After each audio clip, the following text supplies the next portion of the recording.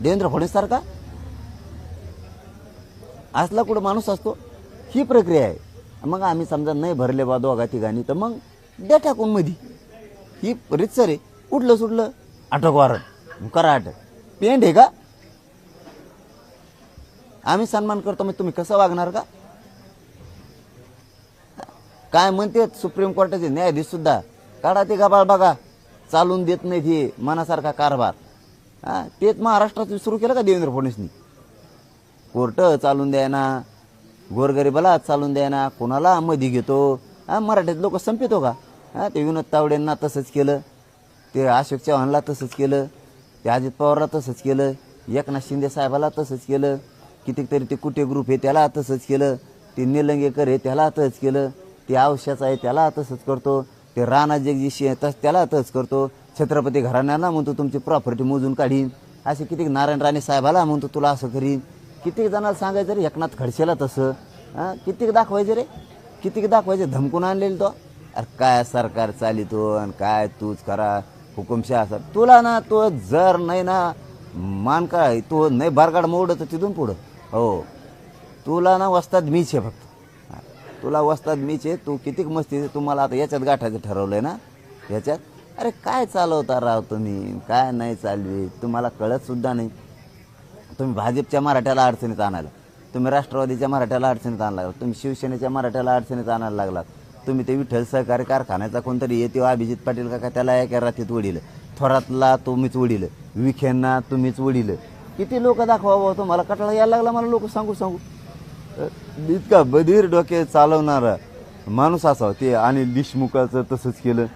तुम्ही जातं बघानात, तुम्ही पातं बघानात, तुम्ही कोणाला धोसूनच आत घ्यायला लागलात. काय आहे तुमचं हे? कोणतं सत्ता चालवायला लागलात तुम्ही? म्हणजे मराठ्यांचे मोठमोठे घराणे संपवायचे, मराठी आऊट करायचे आणि तुम्हाला मोठं व्हायचे. कितीक तरी पुण्यातले असे घराणे ते बळच ओढलेत. ते काकडे इथं बरेचसे मला वाटतं मोठाले घराणे ती अशीच वळली दादागिरीनेत.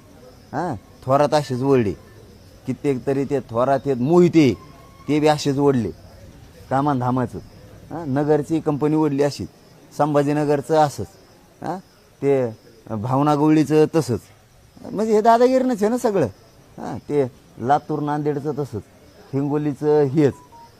तुम्ही मला जिल्हा दाखवा राव, हे का माणूस आहे का? त्या बीडच्या भाजपच्या नेत्याचा तसा दिदारा करून ठेवला.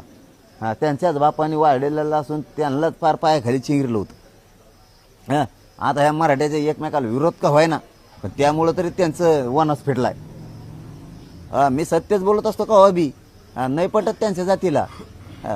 मराठ्यांच्या ओढाताडीमुळं का व्हाय ना थोडक्यात आज त्यांचे पुन्हा योग आले. नाही येणे त्यांना संपिलं होतं, ज्याच्या बापानं भाजप वाढिलं त्याला संपिलं होतं येणे या देवेंद्र फडणवीसनी. मराठ्याच्या ओढाताडीमुळं व्हायना त्यांचा 10 वर्षाचा वनस तरी मिटला. असू द्या काय व्हायचं लागू द्या, आमचं त्यांचं लागायचं लागून द्या, पण सत्य ते हाई. इकडून मराठ्यांचं त्यांचे खोटे का आरोप व्हायनात मराठ्यावर, असं केलं तसं केलं म्हणून ते तरी घेतलं. हे डाव काय खेळतो राव फडणवीसची असलं. इतकी नीचपणानं सत्ता आणून काय सुख मिळणार आहे बरं तुमच्या कुटुंबाला बी फडणवीस साहेब? इतके नीचपणानं वागून आणि माझ्या संग वागायला. काय आहे ते काय केस केली ते तुकडे पाडून द्यावा. आमचा तर भरायचा संबंधच नाही ते पैसे. मी जाहीर सांगतो, मी भरीत नाही, माझ्याजवळ भरायला 1 रुपया बी नाही. मी जेलला जायला तयार, माझ्याजवळ 1 रुपया नाही, माझ्याजवळ फक्त घर आहे माझ्या नावावर. त्या मी मीडियाच्या माध्यमातून जाहीर सांगतो आणि मीडियाच्या बांधवांना विनंती, माझं आजचं सगळं दाखवा. माझ्याजवळ घर आहे, त्या कोण आहे तो नाटकावाला, त्याला म्हणा चल ये तुला घर लिहून देतो माया वाटेल. मी नाही देऊ शकत, माझं पैसेच नाहीत. मी घरसुद्धा लिहून नाही देऊ शकत तुला, कारण मग त्याच्यात हिस्साच नाही. तरी बी चल छत्रपतीसाठी आणि छत्रपतीचं त्या नाटकाचं बदनामी होऊ नये म्हणून मी माझ्या नावावर एक प्लॉट आहे, ते जेवढ्या हजाराचा लाखाचा असेल ते उद्या सकाळी मी तो लिहून देतो, घे आणि तो पोरं चांगले कर. माझ्या पोराचं वाटलं होऊन ते कोण नाटकावाला आहे. पण हे असलं मला गुतागुतीचं काम करू नका. माझ्याजवळ प्लॉट आहे, मी उद्या सकाळी लिहून द्यायला तयार. मी कोणत्या एका माझ्या मराठ्याच्या बांधवाला सांगतो, उद्या सकाळी कुणीतरी या, मला पैसे द्या, मी तुमच्या नावावर ते प्लॉट देतो लिहून.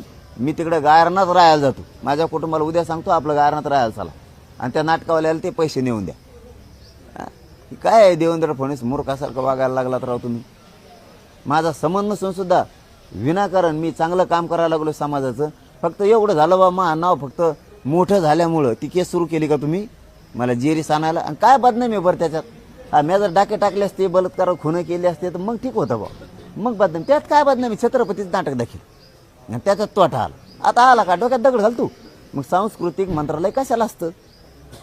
नुसते अमित शहाचे मोठमोठाले धर्माधिकारी साहेबांसारखे मोठमोठाले कार्यक्रम घ्यायचे, 5-5 लोक त्यात मारायचे, ते पैसे भरायले का फक्त? हा, सांस्कृतिक मंत्रालय छत्रपतींच्या कार्यक्रमात तोटा आल्यावर भरायला नाही का मंत्रालय? तेल नाही जमत का तेवढं? काय जे 4-2 लाख असते ते भरायला लय अडचण आहे का मोठी? सांस्कृतिक मंत्रालय असतं कशाला? सांस्कृतिक मंत्रालयानं आता कोणाकोणाचे पैसे भरले जातात पण तेच बघतो मी बी आता इथून मागचं. मला काढाच लागणार आहे ते आता. सांस्कृतिक मंत्रालय इथं मराठ्यासाठी नाही, छत्रपतींच्या नाटकासाठी नाही तर कशासाठी? जर एखादं समाजाचे पोरं, आणि पोरं होतं त्या टायमाला काही ज्ञान नव्हतं, फक्त म्हणले घ्यायला पाहिजे म्हणून घेतलं. हां, एखाद्या वेळेस उद्धव ठाकरे साहेबांचा मला वाटतं तो नेता आहे, त्यांनी फुनगी लावून दिली असणार आहे आमच्या मागं. हो, नाटक त्याचं आहे ना, त्यांनी फुनगी लावून दिले. उद्धव ठाकरे साहेब बी म्हणले का कन त्याला दी सुटूक न लावून जरांगीच्या मागं होऊ शकतं. म्हणजे मला काय म्हणायचं आता की कोर्टानं सन्मानानं, आम्ही जर कोर्टाचा सन्मान करतो, न्यायदेवतेचं पालन करतो, तर न्यायदेवतेचं हेच काम आहे. एकदा जामीन घेऊन आलाय ना, आता त्यांना सगळ्यांना बोलवणे किंवा ती केस चालवणे. 50-50 वर्ष केस चालते तो, आमची लईत पटकून आली याच्या, जसं का 1000 करोड रुपये आमच्याकडं, लईत पटकून आली लगेच बोर्डावर पळती लई ती आमची केस. 15 पायाची आहे का?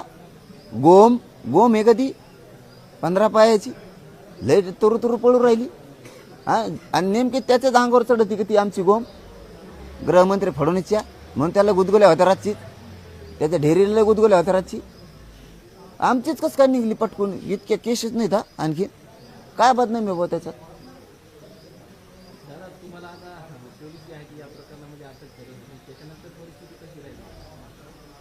चांगले राहील ना, चांगले राहील. सुखा समाधानाचे ढोल बाजे बडून भजे कुडाय खाऊन राहील, खूप चांगले राहील, चांगली परिस्थिती राहणार. तीच परिस्थिती करायची ना छगन भुजबळला ना देवेंद्र फडणवीसला राज्यात, तेच करायचं ना. माझं एवढंच म्हणणं आहे, प्लीज, मी आतून खूप माझ्या पोटात आग होती तरी मी तुमच्याशी बोलतो, प्लीज फक्त सगळं कळू द्या आता राज्याला, दाखवा. एवढी एकच केस आहे का 13-14 वर्षात कमी नाही आली? आताच का आली ही प्रश्न आहे. विधी व न्याय विभाग म्हणजे कोर्ट सगळे देवेंद्र फडणवीसच्या हातात आहे, गृह म्हणजे सगळे राज्यातले पोलीस त्याच्या हातात आहेत, सांस्कृतिक मंत्रालय म्हणजे सगळं त्याच्या हातात आहे फडणवीसच्या. मला येणे असं ठरवलं आहे, माझं मराठा समाजाला सांगणं आहे, हे कुठंच गुटत नाही, हे पोरग मॅनेज होत नाही, याला आमदार करा. आता नाही आमदार करायचं म्हणला का देव? ते लाड्या पांधाडी मिशाचा देव तो म्हणला ना आता, मी आमदारकी घे पण ये म्हणा, म्हणजे मॅनेज करते ती. मी कुठं जात नाही तरी पण मला आमदार नाही व्हायचं, पैसे नाही पाहिजे. मग यांनी काय आयडी केली माझ्या मराठा समाजाला सांगणे, ह्या खूप केसेसमध्ये चांगली तपासून बघा, सगळेजण ती FIR बी वाचा. मी 3 नंबरला होतो, 1 नंबरला नेलंय मला फडणवीसनी, 1 नंबरला केलंय मला, मग 3 नंबरचं 1 नंबरला नेलं. ती चांगला FIR वाचा माझ्या मराठा समाजानं. त्याच्यात त्यांनी चिरफाड बी केली आता मध्ये, म्हणजे खोटा नाटा बनेला दुसरा त्यांनी ह्या मागच्या 2-3 महिन्यात त्यांनी फडणवीसनेच बनायला सांगितलं आहे. मग त्याचं काही संबंध नाही, मग चेक नाही, मग बॉन्ड नाही, काही नाही. हा, इमानदारीनं सांगा तुम्ही भरतोच बुवा, इमानदारीने सांगा आम्ही इकडे भरलेले असून सुद्धा पुन्हा भरतो, काही हरकत नाही. छत्रपतीसाठी आम्ही आणखीन खड्ड्यात जायला तयार आहे. पण अटक करून मध्ये टाकायचा 8 तास फडणवीसला का? कोर्ट सांगू शकता ना तुम्ही हे भरा इतक्या दिवसात, तुम्हाला टप्पे पाडून दिलेत, नसता आम्ही तुम्हाला जेलला टाकून. हे पटतं की नाही? आता मीडिया सुद्धा चौथा आधारस्तंभ आहे या लोकशाहीत. डायरेक्ट मध्ये कशामुळं? कोर्ट राज्यातले सगळे फडणवीसच्या हातात आहेत म्हणून त्यो सांगन त्याच्या मागे यासाठी, त्यो सांगन त्याला यासाठी, ती दुसरी काय बीडी शिडी काय त्याला काय म्हणतात ईडी. हा, मग तू सांगन तसं का? तू जर म्हणला वॉरंट कॅन्सल, शिडीचे वॉरंट कॅन्सल झालेत बरं का, कितीक जण काय ईडीचे कितीक तरी वॉरंट कॅन्सल झालेत बरं का, कितीक तरी मध्ये गेलेले आत आलेत, आत बाहेर आले, सॉरी. त्यातलं एक उदाहरण छगन भुजबळ आहे, अनिल देशमुख साहेब आहेत, म्हणजे बरेचसे आहेत असे आत गेलेले बाहेर आलेत. नवाब मलिक साहेब आहेत, त्यांचा खूप मोठा प्रताप आहे जणू, ते बाहेर आले. आणि आम्ही छत्रपतीचा इतिहास दाखवणार, आम्हाला जेलला टाकायचं? लुटलं का, कोणाचे पैसे बुडिले का? प्रत्यक्ष पैसे घेतले आणि ते वापस दिले नाही, असं आहे का? छत्रपतींचा इतिहास दाखवला, त्यात तोटा आला का? डोक्यात दगड घालतं जेल. छत्रपतीचा इतिहास दाखवल्यामुळे जेल बघा. आणि आपण फडणवीस साहेबाला देवबाप्पा म्हणतो. खेड्यात म्हणे आत्ताही देवबाप्पा जर रस्त्याने चालले आणि मराठा माणूस हिंदू माणूस जरी कोण चालला, ते म्हणतो पाय पडू द्यावा. देवबाप्पा ते कोण म्हणतात कल्याण. आत्ता बी गाव खेड्यात हे आयला बाकीचे देवबाप्पा इतके चांगले नाही कस, मग हा बघ परत म्हणतात जातीवर आला. हे का खुनशी माणूस आहे? याचं ऐकलं तरच चांगलं, नाही तर जेलात जा. आता मी कुठं सापडा मराठा हो, मराठा बांधवांना मला सांगणं, म्हणून यांनी डायरेक्ट मग वॉरंट काढायला सुरुवात केली. मी जात नाही, ह्या वॉरंटाला जातच नाही. बरं करून त्याला काय करायचं ती? तुमची काय पेंट आहे का रे? कवा उठलं की वॉरंट काढी जा, नाही जात. इमानदारीने एकदा गेलो, मी इज्जत केली. देवेंद्र फडणवीसचं सांगून जर कोर्ट आणि पोलीस चालत असली तर मी जात नसतो, जाहीर सांगतो. जात नसतो. आणि देवेंद्र फडणवीसच्या पोलिसाला बी जात नसतो मी. कोर्टाचा सन्मान बस झाला करायचा. आता कोर्टाने बी नियमाने वागावं. देवेंद्र फडणवीसच ऐकून वागू नये, त्याच्या हातात कारभार आहे म्हणून मी जात नसतो. आणि मराठा समाजाला जाहीर सांगतो, आज देवेंद्र फडणवीसला मी कुठं गटत नाही. म्हणून दरेकर सह ते मराठ्याचं हाईक नाही याच्यावर शंका आहे आता. ते आता तपासावर लागत. त्याच्यासह 10-15 जण आहेत, यांच्या हातात अभियान दिले. म्हणजे ट्रॅप जो मागवता तो हेवे. यांना काही कारण नसताना, माझी काही चूक नसताना सगळ्यांनी तो FIR वाचा. मी कोणाची फसवणूक केलेली नाही, तरी मला जेलला टाकायचं देवेंद्र फडणवीसने ठरवलंय. आणि हे अभियान हे 5-6 जण चालवतात, दरेकर हे आणखीन, आणि जेलला टाकणार. आज त्यांचेच लोक असते जुनून, ते मला गोळ्या घालून मारणार आणि मी मरायला हसत तयार आहे. कारण मी बी ते छत्रपतीचं नाटक दाखवलेलं आहे. छत्रपतीसाठी मनोज जरांगे मरायला तयार. छत्रपती संभाजीराजांनी या हिंदुत्वासाठी आणि या मराठ्यांसाठी बलिदान दिलेलं आहे. त्यांचं नाटक दाखवून जर मला आतमध्ये मरण येणार असलं फडणवीसच्या हातानं, तर मी आनंदानं मरण घ्यायला तयार आहे. माझ्या छत्रपती शंभूराजांनी हसत मरण पत्कारलेलं आहे, हसत. पण धर्म बदललेला नाही. त्याच खानदानाचे तेच मावळे आम्ही आहेत. फडणवीस झालं का नाही आता टाईट घंट्यात वया टंटडा.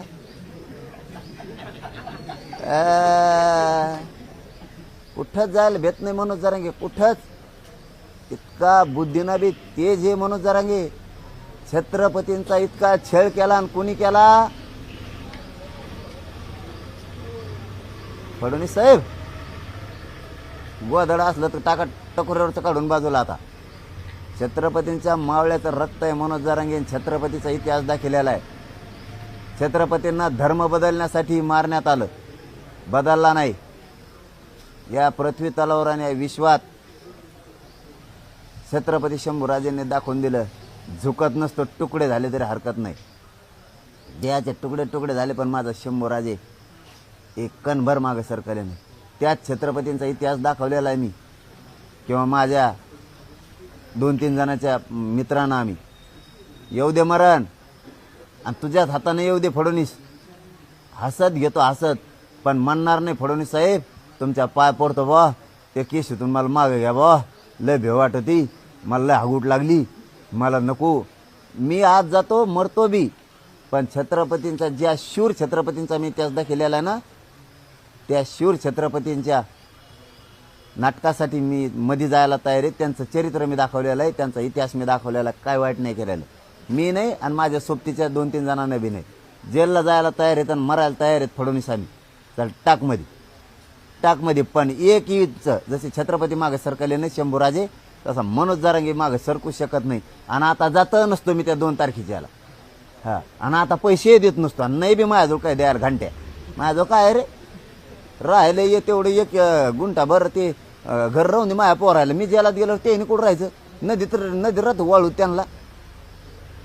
त्यांना राहून तेवढं. माझ्या घराचा पुरा वनवास झालेला आहे, तेवढं राहून चल जेलला. येऊन तो पोलीस उद्या 2ला तरी कशाला? मी उद्या चल तयारी यायला चल.